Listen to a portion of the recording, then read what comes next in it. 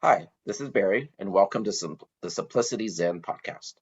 If you're watching this on YouTube and you could hit take a moment to hit the subscribe and alert buttons, I'd appreciate it. It helps encourage YouTube to show this to more people. They're very data driven in how they distribute content. Today, my guest is Susan Moon. Susan is a writer, editor, and lay entrusted teacher in the Soto Zen tradition. She's the author of numerous books about Zen and Buddhism, including a great humor book, The Life and Letters of Tofu Roshi. This is Getting Old, Zen Thoughts on Aging with Humor and Dignity. The Hidden Lamp, Stories from 25 Centuries of Awakened Women. And she's also the author of a book called What is Zen, that she co-wrote with Norman Fisher, which I personally think is probably the single best introduction to Soto, modern Soto Zen style practice. It's just covers everything and kind of gets right to the point. Thanks for joining us today, Susan. Thank you, Barry. And I also add mention of my new book, which maybe we're going to get to that, but anyway, I do have. I was just about to ask you if you could talk about that a little bit. Okay, so I have my most recent book just came out a couple of weeks ago, and it's called Alive Until You're Dead. Mm-hmm. So Notes on the Home Stretch is the subtitle. Maybe I'll talk about it more later on, but actually I'd love for you to dive in now if you don't mind. Okay. So it's really about being mortal. It's kind of coming out of my own inquiry into the question of what does it mean to be a human being who is going to die? And how does our mortality change our own understanding of our life? So it's not about helping people die or hospice work, which is wonderful work, and a lot of Buddhists are involved in that. And it's really about it's about impermanence and the teaching of impermanence and how does that affect our lives. And it includes the idea that contemplating our death, which is a tradition not only in Buddhism but in Christianity, sort of memento mori, contemplation of death, that this is actually very enlivening. And to the more that I'm aware of being mortal, the more I appreciate and celebrate my life. And it is the case that we're going to die. We're all going to die. So instead of kind of fighting against that, we can make that a plus by saying, wow, this is so great. I'm going to die, but I'm here now. And I have a little sign over my desk that I made that I stuck there that says, don't think for a moment you're not going to die. And every time I see it, I think, oh, yeah, right. And I'm not dead yet. I'm alive. Wow. How cool is that? So it's not just such a negative thing of, well, I'm not dead yet, so isn't that great? It's also the very idea of our mortality is precious, because what if we didn't die? What if we never died? How horrible that would be. I mean, what we would just get older and older and older and older and get more and more and more. We'd be endlessly going to the doctor if we still had bodies, and we would be replacing everything, and our children and grandchildren would no longer be other generations. They'd just be wizened up old people crowding up the planet along with the rest of us. And there would be a day, wouldn't be what you'd wake up in the morning and think, oh my God, not another day. Or how would it be to be alive forever? Well, obviously, that's a very horrible, personally, hypothetical question, but I think it reminds us that the passage of time and impermanence is what gives meaning to our life. Impermanence isn't just a bad thing. We tend to think of the downside of impermanence of, oh my God, everything I love is going to go away. That's all true. But everything I love used to not be here, and it came along too. That's impermanence. Birth is impermanence. The plum tree in the winter, there's no leaves on the plum tree and it's bare, and then that's not permanent. Spring comes and it has plum blossoms all over it, thanks to impermanence. So impermanence is the stream that our life is in, and birth and death is the stream that we're in. And so I'm trying to celebrate that in the book. And I'm also not trying to do it just, I've been speaking kind of in abstract concepts, but the book has a lot of personal stories. It has different chapters about different aspects of mortality and of my own experience and of different being present at the deaths of a couple of people I loved and of practicing different death meditations and of ideas I have about getting ready to die and what letting go of regrets and things like that. So, but all of the chapters in the book have very personal stories from my own life, which is how I am able to write, because even though I'm not writing about myself because I'm the most important human being that anybody should read about, but rather because I'm the human being I know the best. And if I'm writing about what is it like to be a human being who's going to die, I draw on my experience in the hope that others will connect with it and say, yeah, I know exactly what she means. I feel that too. So, so that's a little bit about the book. And it sounds like it'd be a good book for anyone at any stage of their life, not just kind of, yeah, end of stages or it has some stuff about being old, but it's more about dying. And it's really for anyone. As well, Ruth Ozeki wrote a blurb that said, she says, this should be required reading for all mortals. So that's a lot of people in that category. So, I mean, that's a blurb talk, but it is for anybody who wants to think about what does it mean that I'm going to die? What's the point of being born if I'm only going to die, Yeah.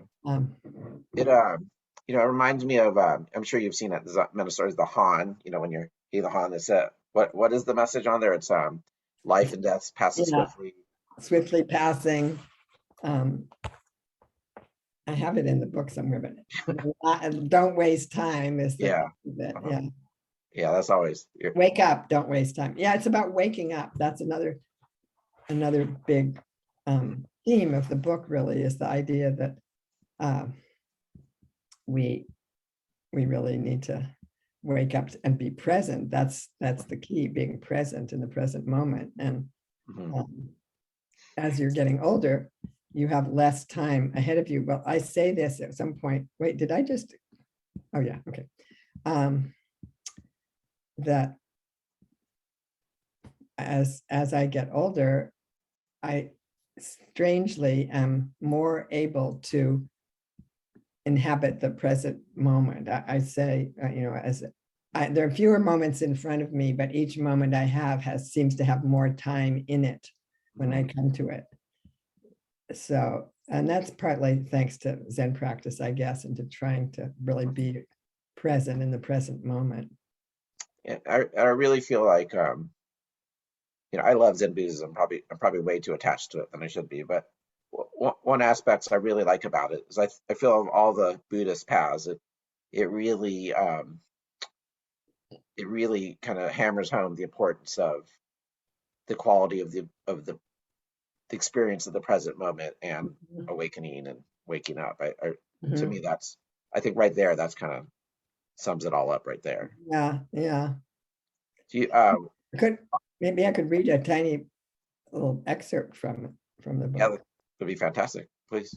Well, this is, I have learned from experience that it makes a terrible crashing, thundering sound on Zoom when I shuffle pages. So I'm going to try to do it as quietly as possible. Okay. I guess amplified. But this is, let's see.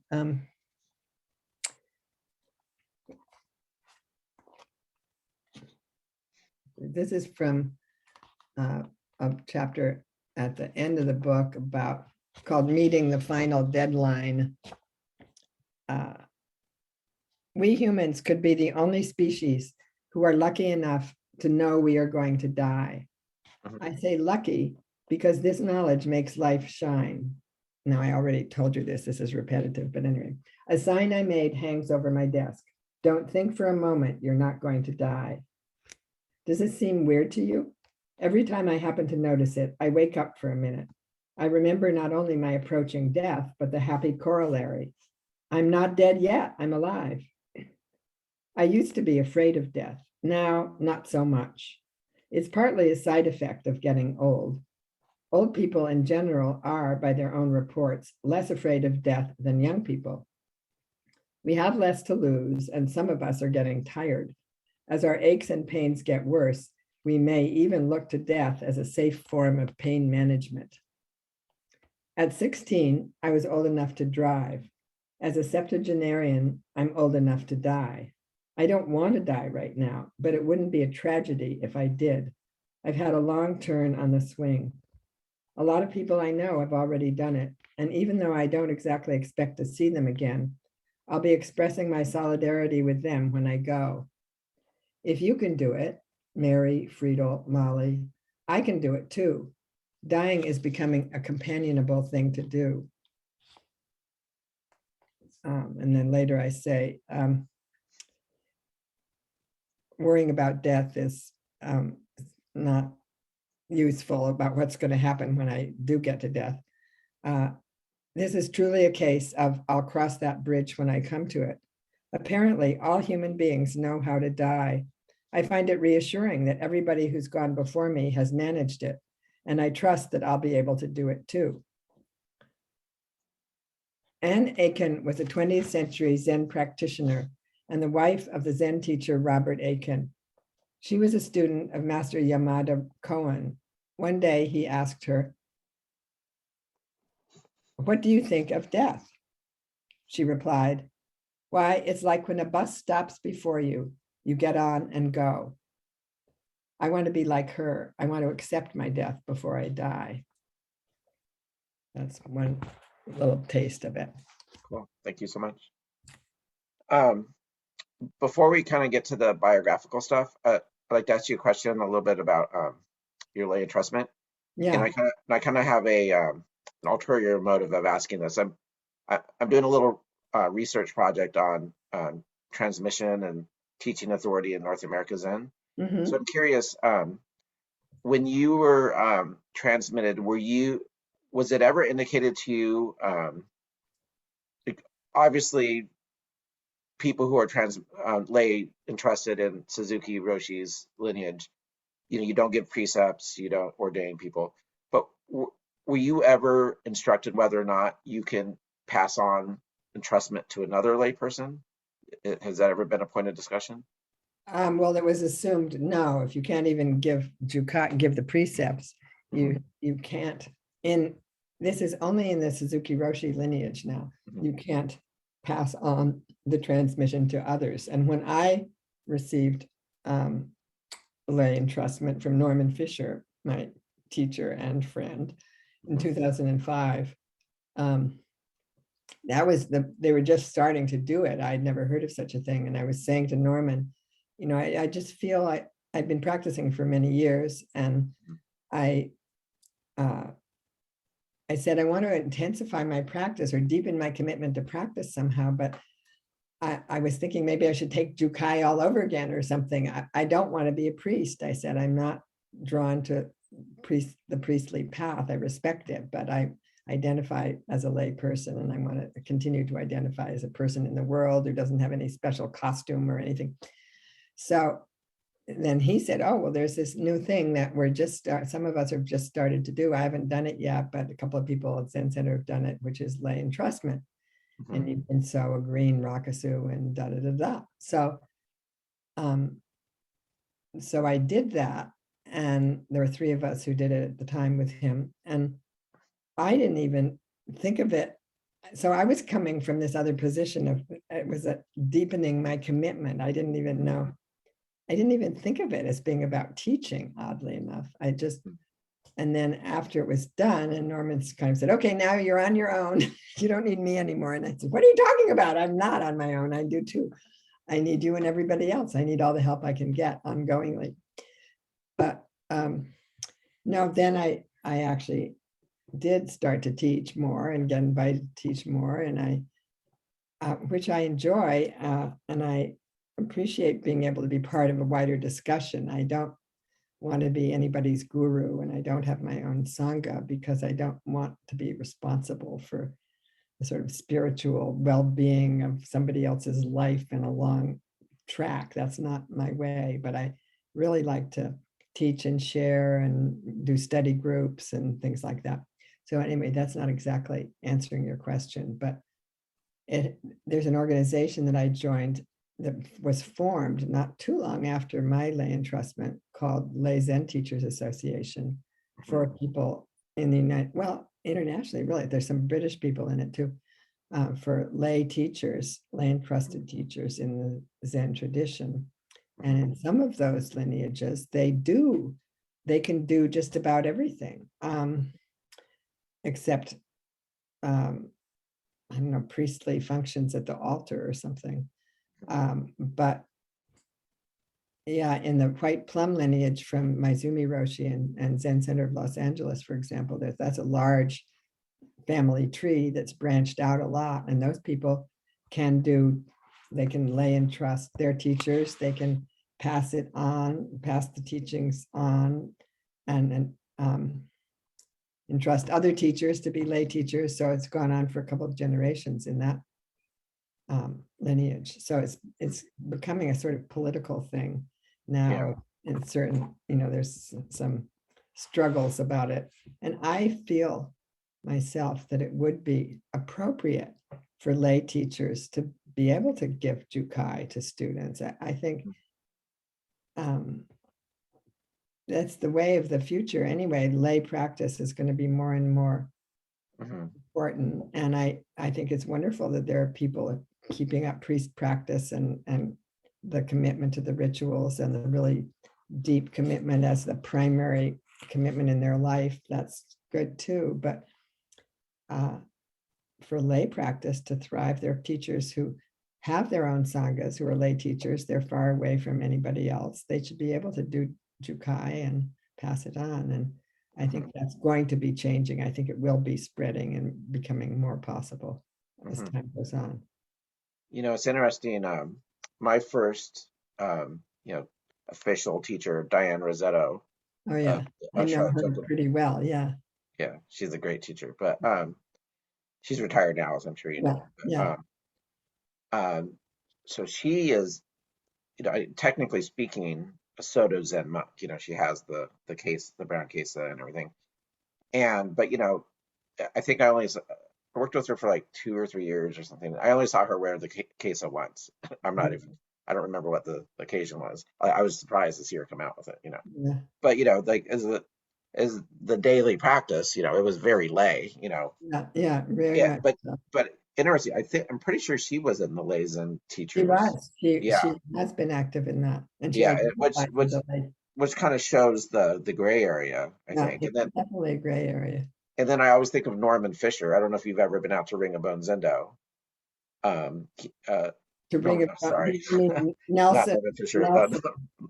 Yeah. Nelson Foster. Yeah. Sorry. Yeah. I have been there once years ago, and I know Nelson through the Buddhist Peace Fellowship. Yeah. Well, anyway, so he lives essentially a monastic life. He lives in a small cottage next to the Zendo. He's a full-time Zen teacher. It's just his profession. He wears robes in the Zendo. He officiates funerals and weddings. Yet he self-identifies as lay and is in the lay Zen teacher. So it just shows that there's really no clear delineation or widely held definition. Well, I don't think he was ever ordained as a priest. I don't think that lineage doesn't have priest ordination. Exactly. Yeah. And he's a member of the lay. Yeah. But if you look at it from the external forms, it doesn't. He lives the life of a priest. You know what I mean? And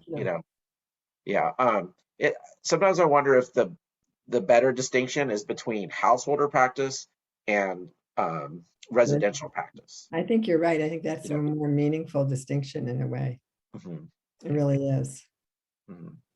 And there too is not exactly a gray area, but it's important.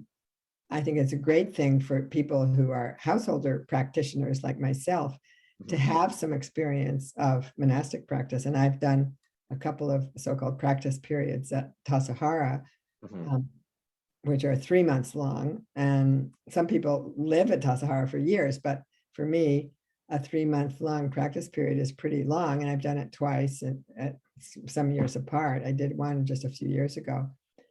And it's very intense. I mean, it's really a challenging practice of getting up at 3:30 in the morning and sitting all day and being in silence all morning and so on, and not leaving the valley, and no Wi-Fi, no, So it was a wonderful, wonderful and challenging opportunity. And I was very glad I did it. And I think it helped me to deepen my own practice.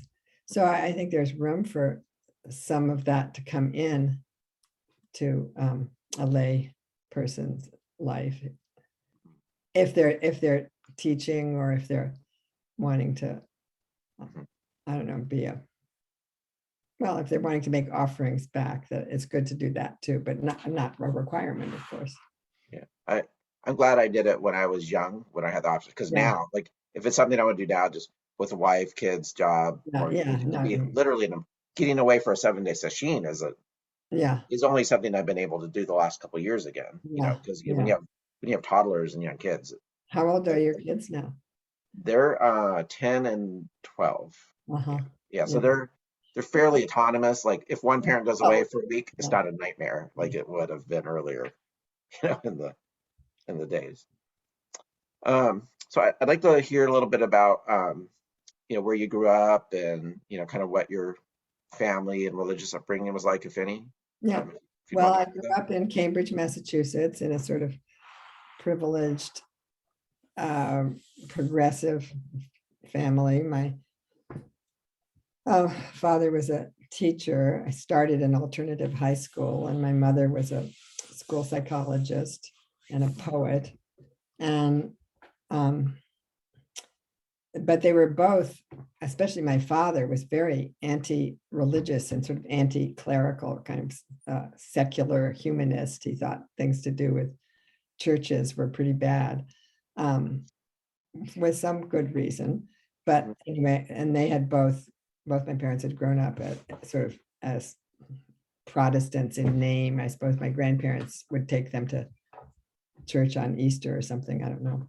Anyway, but God was never mentioned in my childhood life at home. And I was worried by this. I wanted something. I as a young child, I had some sort of natural seeking or longing for connection with something way beyond myself. And I mean, I didn't have language for it, but so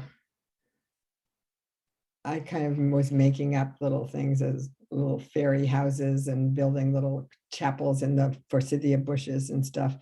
And then my grandmother, one of my grandmothers, became a Quaker later in her life, after I was already a child, when I was a child. And she, through various things that happened that she was suffering over, she found the Quakers and really appreciated them. And she became my first spiritual teacher, really. And I would go to Quaker meeting with her, and she was a mystic in a way, and she knew a lot about Zen Buddhism, and she was a sculptor and a very spiritual person. That word is so abused, spiritual, but anyway. So that was a great help to me. And then as a young adult, and then I moved to Berkeley with my husband, and I got divorced, but I started going to the Berkeley Friends meeting, and it was a regular attender there. And then I don't know, when I was about 30 or so, I sort of discovered Zen. I'd heard of it from my grandmother, but I started hearing Alan Watts on the radio and Ram Dass, and I. What years would this have been? Well, this would have been in the early 1970, around then, 78, 71, 72. And then somebody said, oh, well, if you're interested in Buddhism, there's this cool place. You should go to this place in the mountains where they bake this amazing bread, and you can go there as a visitor. And it was Tassajara. And I managed to go there for a weekend. I was just blown away by it, as they say. And I thought, wow, if I didn't have young children, I would come here and be a monk. And these monks were padding along the paths in their sandals, and I just looked so wonderful.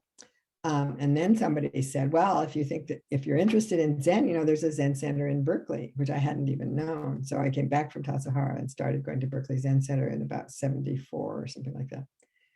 And Mel the kind of the head monk, or was he ordained at that point, or was he still a layman? Yeah, he had been ordained. Uh-huh. I think he was ordained in about 69 or something. I'm not sure, by Suzuki Roshi.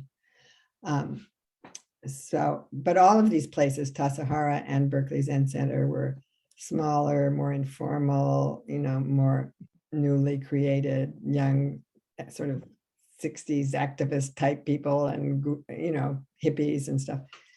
And of course, that's all changed tremendously. But I've been a member of Berkeley Zen Center ever since, and I still am, and I still go there, and I'm very grateful for Berkeley Zen Center. Do you live in the Bay Area now? I live in Berkeley. And I've lived in Berkeley I came to Berkeley in 1969, and I've lived in Berkeley ever since.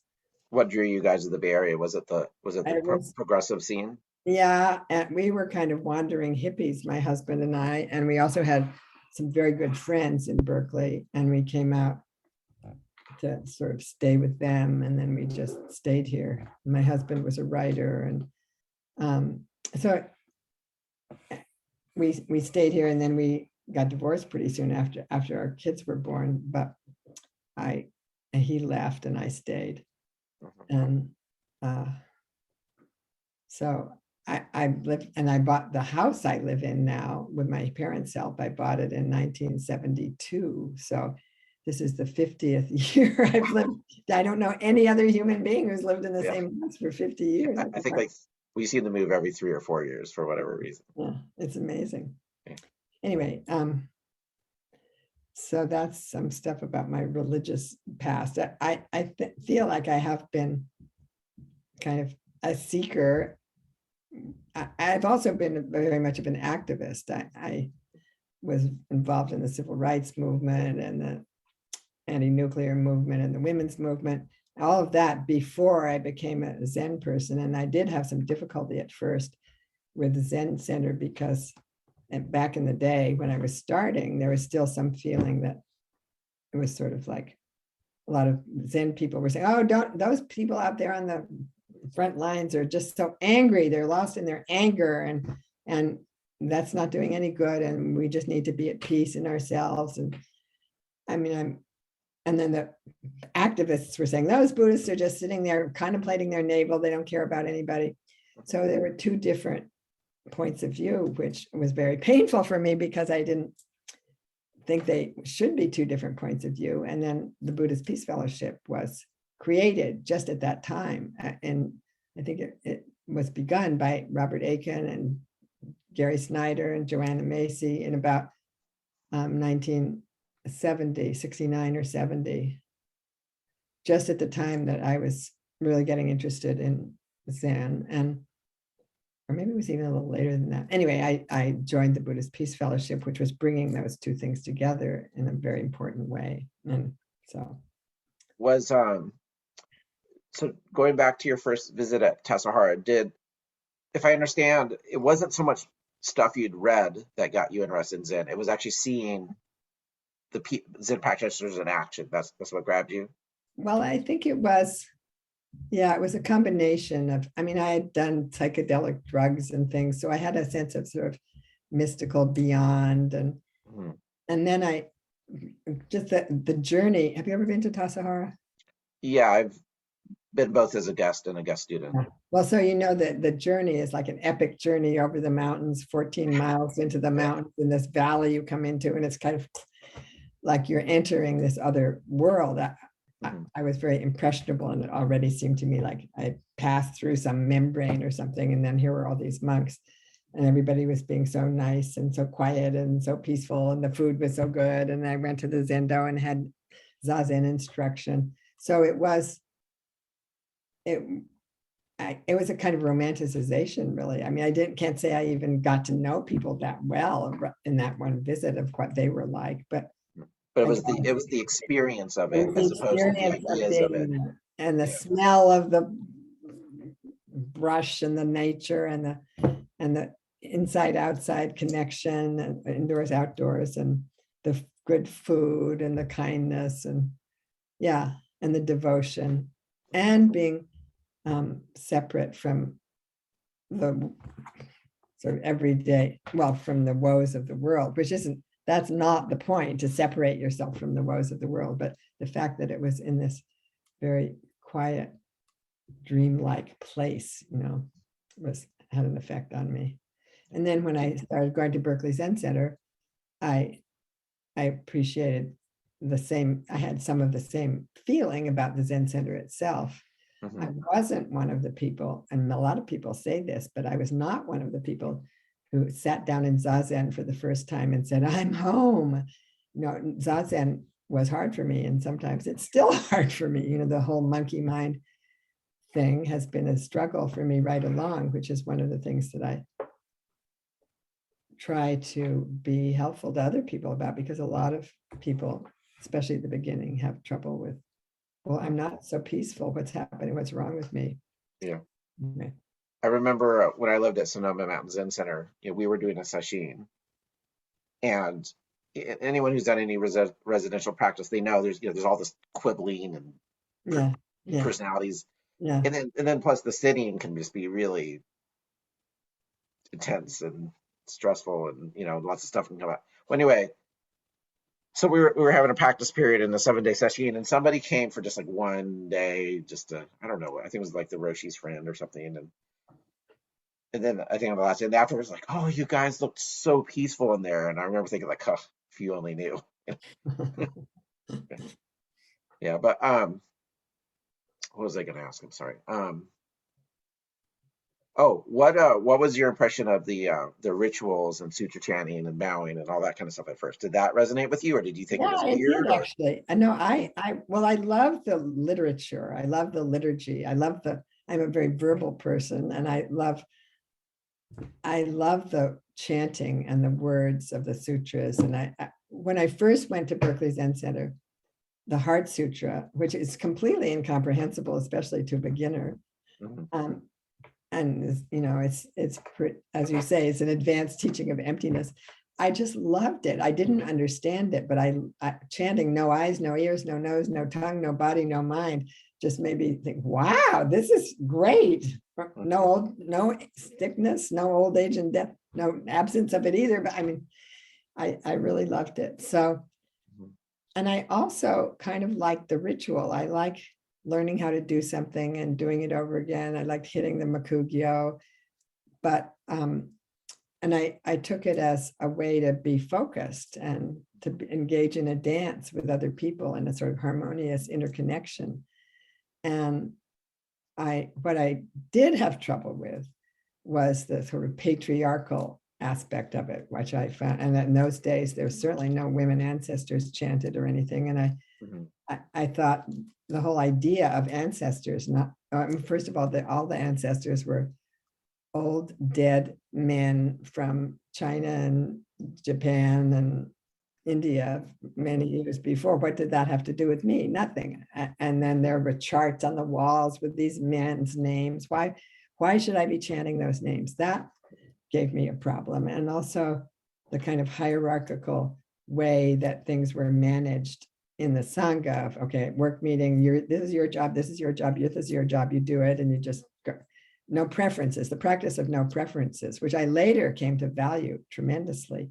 But at first I thought, well, why don't you ask people to volunteer for the things they want to do? And why don't people decide together what we're going to, I wanted some more affinity group. Did you verbalize that, or was it something just I probably verbalized it. I probably said something to Mel, and he probably said, oh, well, this is the way we do it. I don't know, or something. Anyway, so the patriarchal stuff did continue to be an issue for me, or I wouldn't have done this book about the women ancestors if this wasn't central to my concern. But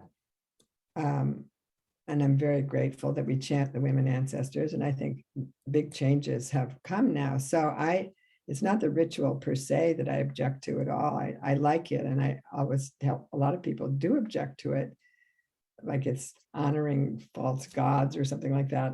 But I just see it. No, it's not that you're bad if you do it wrong. It's just that it gives you something to focus on. It gives you it's like learning dance steps, and it's fun to do it, kind of.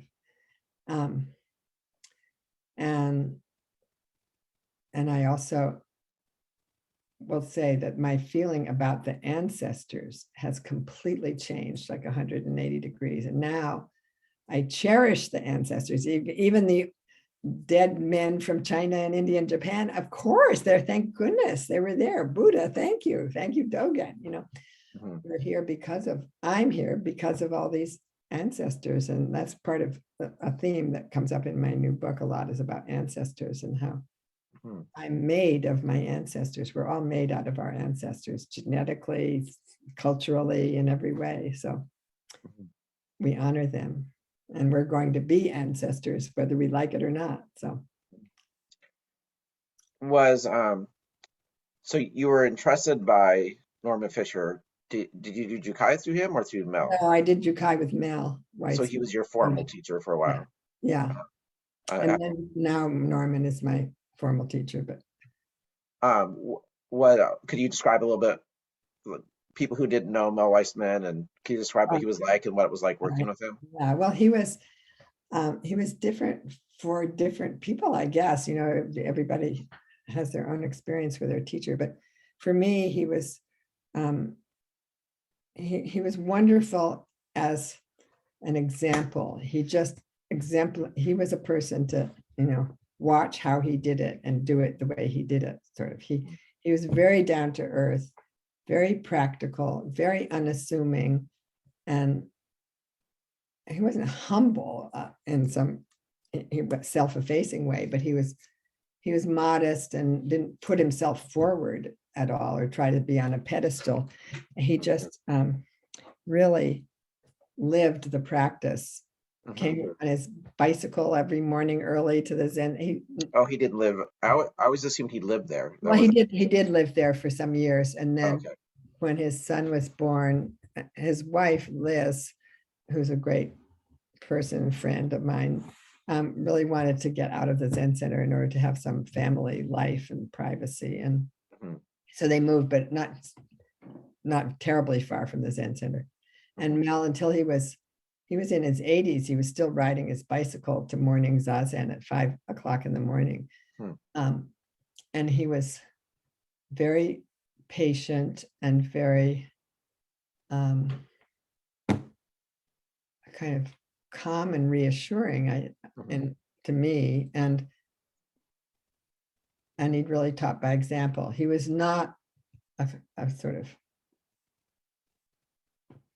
great stimulating intellectual for me. I mean, he knew the teachings very well, and he gave really good straightforward talks about the teachings in a very essential way. And sometimes his teachings were sort of, just by their extreme simplicity, they were a little bit like Suzuki Roshi's teachings in some way, just being so simple and straightforward. And he wasn't, at first, I had some political differences with him, and he was one of the people saying, well, which is an important point, we want everybody to be welcome here, everybody of all sorts, so we don't want to have any statements or Sangha events about writing letters to the Livermore Weapons Lab or anything like that. We want everybody to be welcome. So that's okay, that makes sense, but he wasn't really interested in, to my mind, or he was a little conservative in thinking about political issues. And then that changed. Really? He got and towards the end of his life, he would talk about, he would rail against Trump and talk politics. And I didn't realize he ever had a conservative phase. Oh, well, maybe by Berkeley standards. Conservative, not in the sense that he was a Republican, conservative in the sense that he was apolitical, I would say, anti-political. He was a beat artist before he was a Zen student, so he certainly wasn't conservative in the way of, being a young Republican or anything. Mhm. Yeah. Were you ever Susho there at Berkeley Zen Center? Not at Berkeley Zen Center. I was Shuso at Green Gulch. I also had Reb Anderson for a teacher for a little while, kind of in between Mel and Norman being my main teacher. When I went to Tassajara for the first time, Reb was leading the practice period, and I had a really good connection with him, and started to go to Green Gulch a lot, visiting, and was in a group he had at Green Gulch. Can you contrast what it was like working with him as opposed to Mel? Well, he was doing the kind of thing that I said Mel wasn't so much doing. I mean, they were very, very different, obviously, and he was not doing the kind of thing that Mel did so well, of just being sort of solid and steady and patient and unassuming. He was kind of a little bit assuming or whatever, I don't know. And he was very kind of charismatic and intellectually very alive and challenging, and we had a good connection. More intense than Dokusan? Excuse me? Was he more intense as a Dokusan participant? Yeah, he was. And his classes were really very lively at Green Gulch. And then he invited me to be Shuso for a practice period. And I did that. And then I stopped working with Reb not too long after that because I started to feel less comfortable myself with his way of teaching and the way his students were. So I felt kind of too adulatory or so, I don't know. But I think Reb has changed a lot too. He's softened up a lot in his way, and he's very generous. I have to say that he also completely gives his whole life to his students and to his teaching. That is what he does. He's totally generous with himself in that way, and very committed, and he's committed to his students. So I don't want to be saying bad things about him at all. Well, everyone has different styles, Everyone has a different style, and it was just that his style stopped being so helpful to me. And at that point, and I was old friends with Norman, and I knew him through the poetry scene. And at that point, I joined a group Norman had, a sort of study group that I just loved. And I was thought, this after he was abbot or during, or while he was still abbot, and he was still living at Green Gulch. And I was saying, well, and I was still a member of Berkeley Zen Center, but I wanted this kind of study group intensity that I'd had with Reb. And I thought to myself, well, I wish Norman could be my teacher, but he couldn't be my teacher. He's my old friend. And then I thought, well, why not? And I talked to him about it. He said, sure, that's fine. You can come to so that hasn't been an impediment. It's been good in a way that he's my teacher, but he's also my friend, because since he was my friend first, I don't have this kind of transference of putting him up on a big pedestal and being afraid to talk to him and stuff like that. Do you think the friendship, do you think that maybe would interfere with him? Because sometimes a teacher just needs to be blunt with the student, kind of cut through their BS. Do you think that aspect of the relationship was hampered by the initial friendship, or no, I don't think so. In my case, I don't think so. I don't think I'm the kind of person that somebody has to be blunt with it. I mean, I'm not a troublemaker type, but sometimes I guess you could say he's blunt, but he's. I meant more the look at the way you're viewing this. Are you sure this is helpful? Here's an example of something he has said to me, which I've found extremely helpful. And I know he says this to other people too, but I was complaining to him about some horrible tragedy in my life, and I didn't know what to do. And it was so awful. And I don't know, some end of a relationship or something, some terrible moment. And he said, your problem, or I can't sit Zazen. I don't know how to do it. I saw after all this time. Anyway, he said to me more than once, that's not your problem. Your problem is you think you shouldn't have a problem. And that has been very helpful. And that's a pretty blunt statement. So yeah, that's great. So the Everyday Zen Foundation. Yeah, I've had contact with a number of people that are, part of the organization. I don't really understand it. Is it a virtual online group? Like No, what is it? What is it's it like being part of the Everyday Zen Foundation? What is the daily?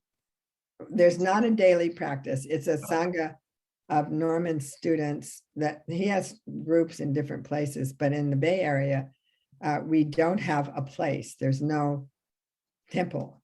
So we rent, Everyday Zen rents. Well, the basic thing in the Bay Area is once a week, we have a seminar on Wednesday night. There's a seminar and we rent a church room. So since 2000, when he started it, so for 22 years now, we've had some church space that we rented to have our weekly seminar in. And then one day a month, we have an all-day sitting. And again, we rent some space to have the all-day sitting on a weekend day. And that was at Green Gulch for most recently. This is all pre-COVID. And then, and we didn't have any, it wasn't virtual at all. It was all in person, but it wasn't a daily thing. So there was the weekly seminar, the monthly all-day sitting, and an annual weekly session in another rented retreat center or something. And Norman was very determined not to have a space. He didn't want to have a whole big institution. He didn't want to have hired staff and all the stuff that goes along with it. And so that this is kind of a volunteer Sangha, basically. And it supports Norman. People pay something to go to the seminars and things, but can you be a member where there's a monthly membership fee and all that kind of stuff? No, there isn't a monthly membership fee. There's a fee for the events that you. And then of course you do Dana as you see fit. But that is how, and then you do Dana, or there's certain suggested fees, and that's the same as being a member. I mean, you wouldn't want to be a member and never go to anything, so so they don't have to make it membership. They just do it by what you go to. But now, since COVID, of course, we've done these things online, and COVID, the way Everyday Zen is set up has been very advantageous during COVID, because we didn't, like a lot of places, we didn't have a building we had to keep paying rent on or something all this time when nobody could go there. So the overhead, there was no overhead, and we just could meet online. And now all of a sudden we got more people in Everyday Zen from all over the world coming to the seminar. And now we're starting to go back to real, I guess a lot of places are probably having this issue now when we start to meet again in person. What about the people in Germany and Japan who can't come at that, the time is all wrong and they're too far away. So we're trying to practice doing hybrid things and stuff. Do you guys have teacher meetings and stuff like that where? Yes, we do. Kind of like a peer group. We do. I'm a part of a group of senior people who meet once a month in a group, and there are other groups like that too that meet. Like affinity groups. It's a very strong and close-knit Sangha, not a very large one in the Bay Area. I mean, there's probably 40 or 50 people who are very active in the Bay Area. There are a lot of people who come to the Zoom meetings from far away, but the other thing about it is that it's very old. Partly because Norman was deliberately making it appeal to people, lay people. It's not residential practice, it's not intensive practice. And a lot of people who used to be at Zen Center and used to be at Tassajara in my generation, Norman's generation, and then who'd left residential practice to go live their lives and develop a career and stuff, came back when Norman started Everyday Zen, because they could do it without having to be giving their lives over to it. So anyway, old people, and they're dying off pretty fast, and there's nobody young, and in 15 years, there's not going to be anything left of it. I'm serious. I mean, yeah. So to close up, would it be putting you on the spot a little bit to read a little bit more from your book? No, I'd be happy to do that. Okay. Let's see. I think maybe I could read.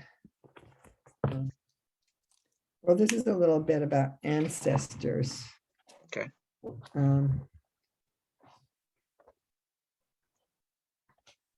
see.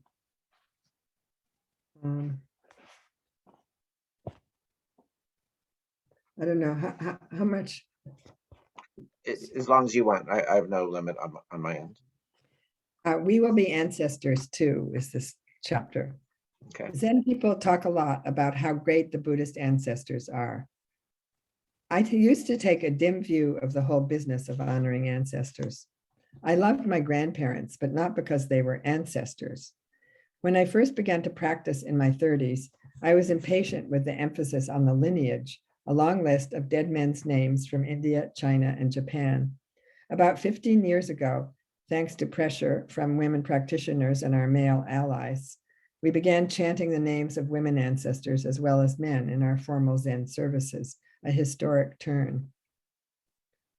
But in my early days, I thought the lineage a dusty business, like a pile of tattered diplomas on crumbling parchment, having nothing to do with my life. Now I realize that the ancestors are my lifeblood. We are all made of the ancestors who came before us, those who bore us and those who bore the ones who bore us, all the way back through the generations to great-grandmother and great-grandfather amoeba. Some of our ancestors may not have been admirable people, but we come from them too, whether we like them or not. People who are adopted may not know who their blood ancestors are, but we come not only from blood ancestors, but also from the people who raised us, who taught us to look both ways before we crossed the street and how to tie our shoes. I'm here because of all the teachers, the first grade teacher who taught me to read, the high school and college teachers who helped me love Shakespeare and George Eliot. Come to think of it, Eliot and Shakespeare are themselves my ancestors, as is everyone who handed on the culture that shapes my consciousness, without me even knowing it. I'm talking to you now thanks to the Homo sapiens who first used words, and their descendants who kept passing the language along until it got to me, language that organizes what I see and hear, dark, light, square, round, soft, and loud. I acknowledge the many people who have been robbed of knowing who their biological ancestors are because the link has been broken by slavery, genocide, war, displacement.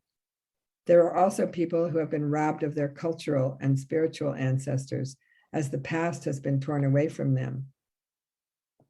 All of us, though, can honor and receive guidance from the tree ancestors, the ocean ancestors, the mountain ancestors, and the star ancestors.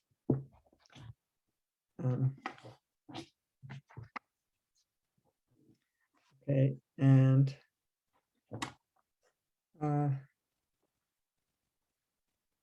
well, just a little bit more. The other side of honoring our ancestors is remembering that we ourselves will become ancestors, whether we like it or not. One of my favorite Zen texts is Old Dogen's prayer, or Ehe Kosu Hatsuganmon, in which he thanks our ancestors for their great compassion and care for us, and he assures us that we too will be Buddhas and ancestors. And this is some lines from that prayer. Buddhas and ancestors of old were as we in the future shall be Buddhas and ancestors. Those who in past lives were not enlightened will now be enlightened. In this life, save the body, which is the fruit of many lives. Before Buddhists were enlightened, they were the same as we. Enlightened people of today are exactly as those of old.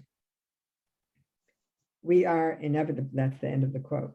We are inevitably the ancestors of all who come after us, whether we have progeny or not. Isn't this reassuring? The respected sages of former times were human beings with human feelings and foibles too. They were stubborn or bossy or afraid. They burned the rice and spilled candle wax on the sutra book. They snuck out of the monastery in the middle of the night to do mischief. Whatever. I've been and done some of those things, and Dogen says I'll be an enlightened ancestor even so. In the meantime, in this life, I need to take good care of my human body because whether or not it's the fruit of former lives lived by me, it's definitely the fruit of former lives lived by others. My life is the fruit of all my ancestors' lives, and my life is the fruit of the lives of the cows who gave the milk that made the yogurt I had for breakfast this morning.